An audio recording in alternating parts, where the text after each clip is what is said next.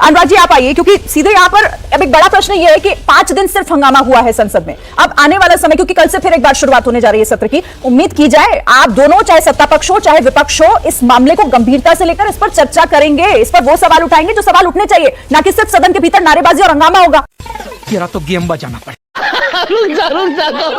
देखिए, सदन की चलाने की जिम्मेदारी किसकी होती है? सरकार की होती है। सरकार अपनी जिम्मेदारी से तो नहीं भाग सकती, फिर सरकार अपनी जिम्मेदारी से क्यों भाग रही है? सदन को नहीं चला सकती, देश को नहीं चला सकती, महिलाओं का सम्मान नहीं बचा सकती, बेरोजगारों को रोजगार नहीं दे सकती, महंगाई कम नहीं कर सकती, पर्चा लीक नहीं रुकवा सकती, एयरपोर्ट गिर रहे धनाधन गिरते चले जा रहे हैं, करप्शन नहीं रोक पा रही है।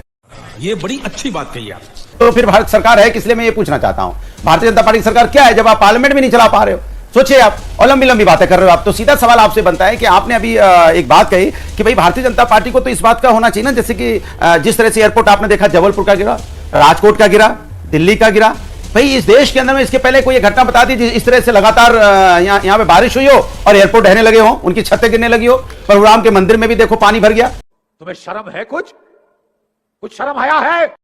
यही नहीं, अभी और सुनिए। उससे अयोध्या भी देखो किस तरह से धंसने लगी, भाई इन्होंने ही काम कराया है ना। इसी तरह बनारस में देखने को मिला पानी किस तरह 2009 में तो आपकी सरकार थी। अब दिल्ली के जो एनडीएमसी जिसके अंदर में आती है वहां अरे मैं अपनी बात कर लूं, देखिए हम किसी के बीच में नहीं बोले। सरीन जी, अगर आप डिबेट करा पा रहे तो कराइए, बीजेपी के बीच में कोई नहीं बोला। अगर डिबेट को आप बर्बाद करना है तो आप करवा दीजिए। एक सवाल जिम्मेदारी तो विपक्ष की भी बनती है ना। वाह बेटा, लगता है तुम गू खा के ही मानोगे। या सिर्फ सत्ता पक्ष की जिम्मेदारी है सदन के भीतर? अरे विपक्ष की जिम्मेदारी है ना, विपक्ष की जिम्मेदारी है ना कि हम सरकार से कहते हैं सरकार कार में तेल डाल के सोए हो, उठो, देश का युवक परेशान है, पेपर लीक हो गया है, और पेपर जो लीक करने वाले लोग कहां हैं बताइए। इस तरह से उत्तर प्रदेश के अंदर में जब यहां पुलिस भर्ती घोटाला हुआ था, पुलिस भर्ती का पर्चा लीक हुआ था, वो कहां चला गया? सुना विदेश भाग गया। तो हम तो पूछ रहे हैं कि भाई लगातार इस देश के अंदर 5 सालों में 65 पर्चे लीक हो गए। वाह मोदी जी, वाह।